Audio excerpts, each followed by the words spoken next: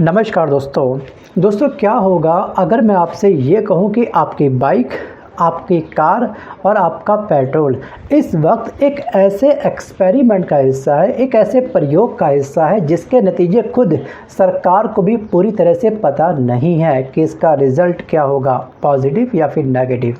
जी हाँ, ये कोई विपक्ष का आरोप नहीं है, कोई यूट्यूबर्स या फिर किसी इन्फ्लुएंसर का दावा नहीं है, बल्कि सुप्रीम कोर्ट में केंद्र सरकार की तरफ से दिया गया एक बयान है।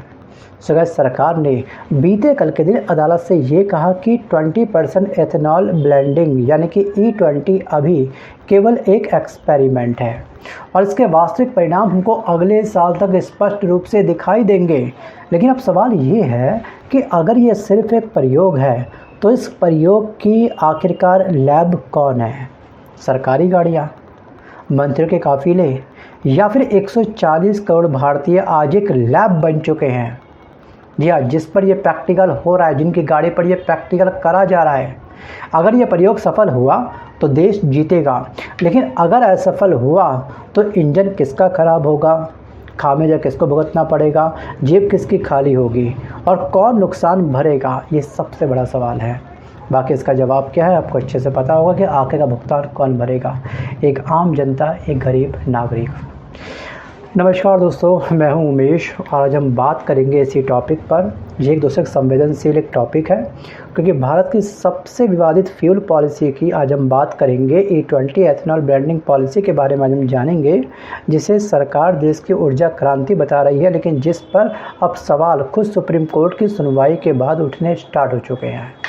जी हाँ, क्या बोला सुप्रीम कोर्ट ने, आखिरकार क्या बोला सरकार ने, इसका क्या होगा इंसान के ऊपर एक नेगेटिव इम्पैक्ट, इन तमाम पहलुओं को हम लोग जानने का प्रयास करेंगे। चलिए स्टार्ट करते हैं।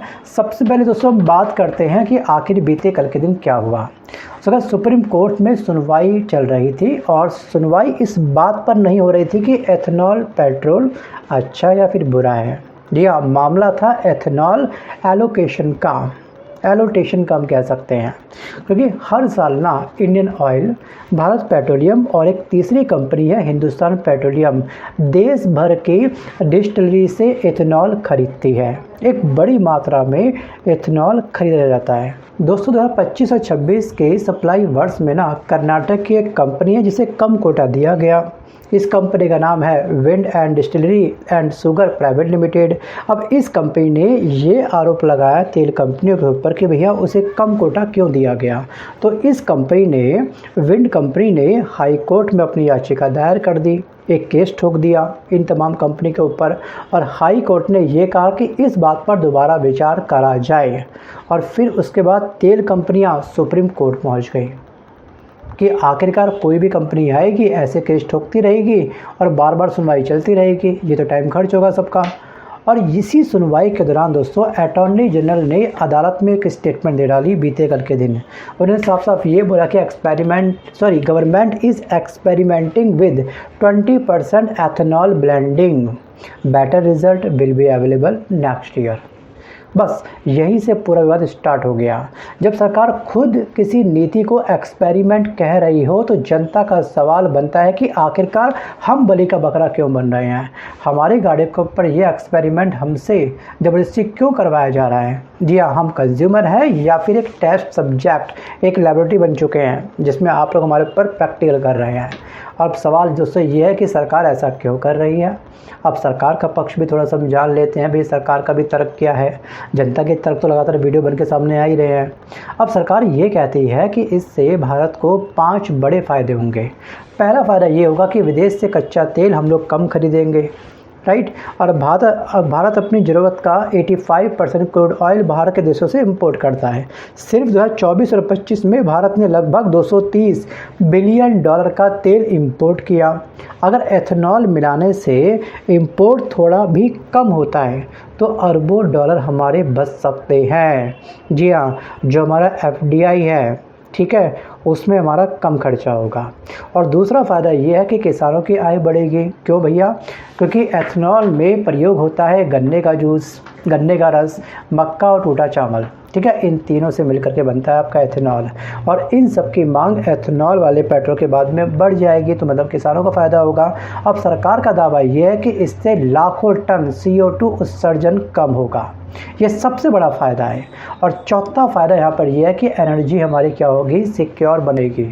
और पांचवा सबसे बड़ा फ़ायदा यह है कि सरकार का दावा ये है कि अब तक एथेनॉल ब्लेंडिंग की वजह से 1.04 करोड़ से ज़्यादा विदेशी मुद्रा हमारी बच चुकी है। और सुनने में तो उसे काफ़ी शानदार लगता है, लेकिन यहीं से असली कहानी स्टार्ट होती है। और इस कहानी के अंदर बहुत सारे सवाल दोस्तों भी स्टार्ट हो चुके हैं।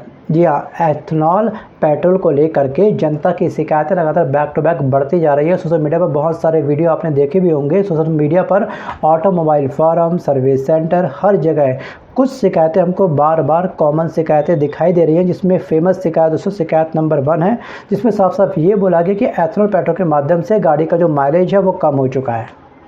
कई वाहन मालिक 10 से 15% तक की कमी का दावा कर रहे हैं अपनी माइलेज के अंदर, जबकि सरकार का कहना ये है कि 4 पहिया वाहन जो 4 व्हीलर जो व्हीकल है उन पर 1 से 2% और 2 पहिया में लगभग 3 से 4% तक असर हो सकता है नेगेटिव। जी हाँ, 10 से 15%, कहाँ 3 से 4%, कितना बड़ा डिफरेंस है सरकार के दावों में और लाखों जनता के दावे में। Think about it. अगर लाखों लोग एक जैसी बात कर रहे हैं तो मेरे पॉइंट ऑफ व्यू से इस टॉपिक पर एक स्वतंत्र जांच की आवश्यकता है। और जांच होगी या फिर नहीं होगी या फिर सब चंगा से, वो चलेगा पता आने वाले समय में। और शिकायत नंबर 2 दोस्तों जो जनता के द्वारा दर्ज हो रही है वो रही है इंजन डैमेज को लेकर के।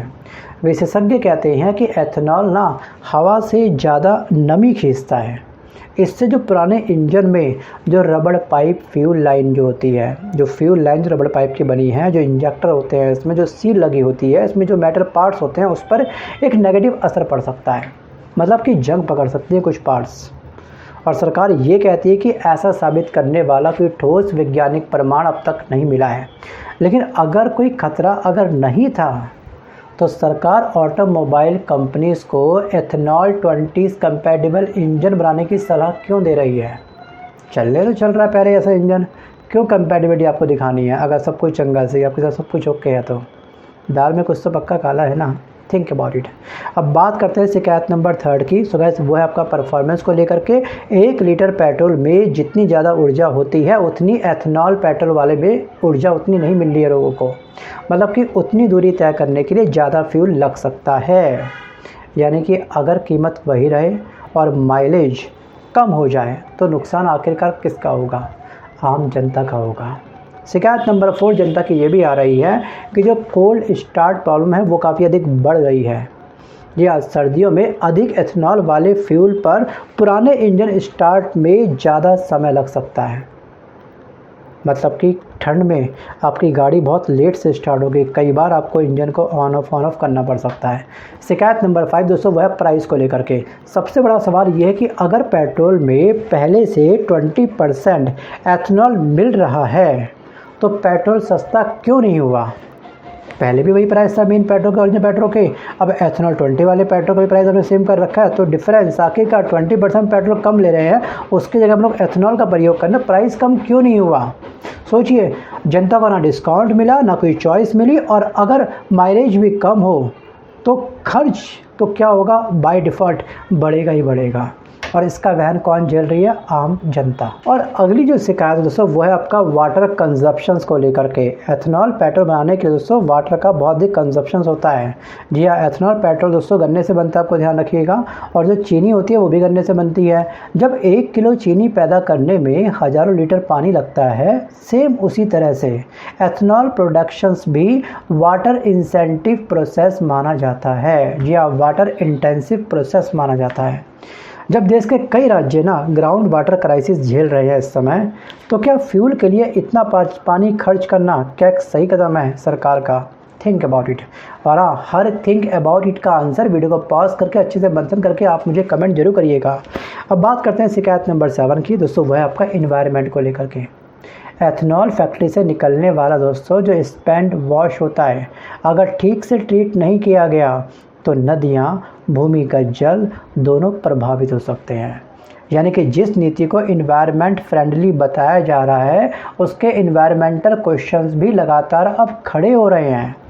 सो गाइस यहाँ पे मैं एक स्क्रीनशॉट अटैच कर रहा हूँ, इस डॉक्यूमेंट्रीज को प्लीज़ आपको ज़रूर देखिएगा किस तरह से फैक्ट्री का वेस्टेज वहाँ की जनता की जान ले रहा है।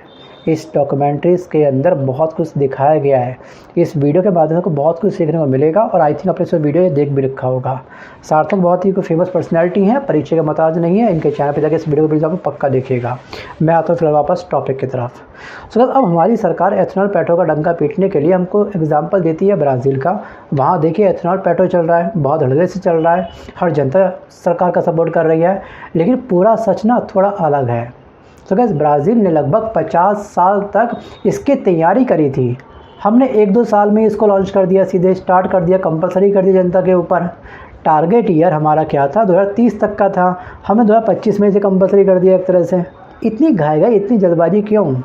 ब्राज़ील ने लगभग 50 साल तक इसकी तैयारी करी। एक फ्लैक्स फ्यूल व्हीकल इसने तैयार करे, लोगों को इसने विकल्प दिया, इंफ्रास्ट्रक्चर तैयार किया ब्राज़ील ने, फ्यूल स्टेशन बदले अपने सारे, प्राइस इंसेंटिव दिया जनता को, तब जा कर के वहाँ पर एथेनॉल सफल हुआ। अब भारत में क्या हुआ, पहले फ्यूल चेंज कर दिया अचानक से, भरो भरो गाड़ी के अंदर, जल्दी भरो जल्दी भरो जल्दी भरो। अब व्हीकल बदले जा रहे हैं, लोग परेशान हो गए हैं। सो गाइस यही सबसे बड़ा अंतर है। यहाँ पॉलिसी वही सफल होती है जिसमें जनता पार्टनर बने, ना कि कोई कठपुतली, ना कोई एक्सपेरिमेंट की आपकी लैब बने। जनता इस समय एक्सपेरिमेंट की लैब बन चुकी है। चलिए बात करते हैं शिकायत नंबर अगली शिकायत की। ठीक है, सबसे बड़ा दोस्तों विवाद ना, राजनीतिक विवाद अब स्टार्ट हो चुका है। ठीक है, अब बात हम उस मुद्दे की भी कर लेते हैं जिस पर विपक्ष लगातार हमला करता रहा है। और विपक्ष का काम है दोस्तों बोलना, लेकिन हर बार विपक्ष गलत नहीं होता, ये भी ध्यान रखिएगा। सो गाइस केंद्रीय मंत्री नितिन गडकरी लंबे समय से एथेनॉल, फ्लैक्स फ्यूल और अल्टरनेटिव फ्यूल के सबसे बड़े समर्थक रहे हैं। अब विपक्ष आरोप इनके ऊपर ये लगाता है कि उनके परिवार से जुड़े कुछ कंपनियां एथेनॉल सेक्टर में सक्रिय हैं। खास तौर पर उनके बेटों की खुद की कंपनी है जो एथेनॉल प्रोडक्शन करती है, इसलिए कॉन्फ्लिक्ट ऑफ इंटरेस्ट का सवाल उठता है, ये कहना है विपक्ष का। और दोस्तों दूसरी तरफ नितिन गडकरी इन आरोपों को पूरी तरह से खारिज करते हैं और साफ साफ नितिन गडकरी का कहना यह है कि उनके बेटों का कारोबार बिल्कुल स्वतंत्र है और उनका कोई सीधा संबंध नहीं है इस बात से। सोचिए पक्ष और विपक्ष, मतलब दोनों पक्ष अपनी अपनी बातें कर रख रहे हैं जनता के सामने। लेकिन लोकतंत्र में ना सवाल पूछना भी इम्पॉर्टेंट है और जवाब देना भी इम्पॉर्टेंट है, बट अब तक वर्तमान की सरकार के द्वारा कोई जवाब आम जनता को प्राप्त नहीं हो पाया। अब आखिर में ना सिर्फ 3 सवाल हमारे जहन में खड़े होते हैं। पहला सवाल ये है कि अगर एथेनॉल 20 अभी भी एक्सपेरिमेंट में है, एक्सपेरिमेंट मोड में चल रहा है, तो इसकी मॉनिटरिंग रिपोर्ट सार्वजनिक क्यों नहीं की जा रही है कि ये एक्सपेरिमेंट कितना % सफल हुआ, कितना % फेल हुआ, इसकी रिपोर्ट जारी क्यों नहीं की गई पब्लिक डोमेन के अंदर। और दूसरा सवाल ये है कि अगर सब कुछ बिल्कुल सुरक्षित है तो इंडिपेंडेंट साइंटिफिक रिव्यू इस पेट्रोल का क्यों नहीं किया गया। और तीसरा सवाल ये कि अगर भविष्य में कोई बड़ी टेक्निकल समस्या निकलती है गाड़ियों के अंदर, जनता की गाड़ी के अंदर, तो उसका कंपनसेशन कौन भरेगा, उसकी भरपाई कौन करेगा उस लॉस की? सरकार करेगी, ऑयल कंपनीज करेगी, या फिर वही आम आदमी करेगा जो हर महीने 1000 रुपये का पेट्रोल भरवाता है, एथेनॉल पेट्रोल भरवाता है। जी हाँ, देश बदलना ज़रूरी है, नई तकनीक भी इम्पॉर्टेंट है, एनर्जी इंडिपेंडेंट भी इम्पॉर्टेंट है, लेकिन जनता का भरोसा सबसे ज़्यादा इम्पॉर्टेंट है, क्योंकि नीतियाँ जनता के विकास के लिए बनती है। जनता पर जबरदस्ती थोपी नहीं जाती कि ये विकास आपके नाम पर है, आपको झेलना पड़ेगा, पकड़ो उसको। अगर सरकार खुद इसे एक्सपेरिमेंट कह रही है तो जनता को ये जानने का पूरा अधिकार है कि इस एक्सपेरिमेंट की कॉस्ट आखिरकार कौन चुका रहा है, आम जनता या फिर सरकार, या फिर सब विधि का विधान था। जैसे नीति में लिखा था सेम वैसे ही हुआ हमारे साथ। Think about it. आपको क्या लगता है, क्या सच में एथेनॉल जो पेट्रोल है हम सबके लिए एक बहुत बड़ा अभिशाप बनेगा या फिर वरदान? थिंक अबाउट इट, कमेंट करना मत भूलिएगा। सो गाइस आज के इस वीडियो में बस कर इतना ही, मिलता जुलता है वीडियो के साथ, तब तक के लिए धन्यवाद।